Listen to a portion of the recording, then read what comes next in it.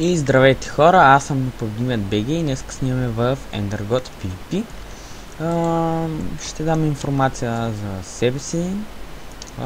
Оправих проблема с рекламите отстрани. Както знаете, казах в клипа, където теглих томблата, казах какви проблеми имах и защо не бях снимал.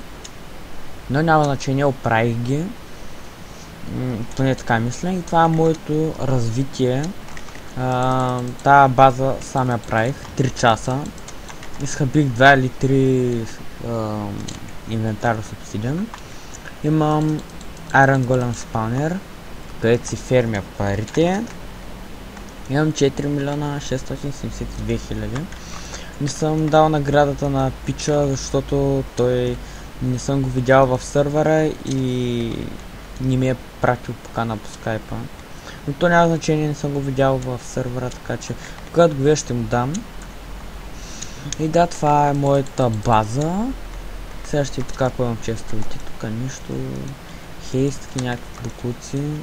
И само това, и сега да преминем към фулките. Няма много фулки, ама код такова. И така до тук това. ДП, баланс. Имам 49 ДП. Не е малко, ама не е много. Друго какво да покажа. Показах новите работи.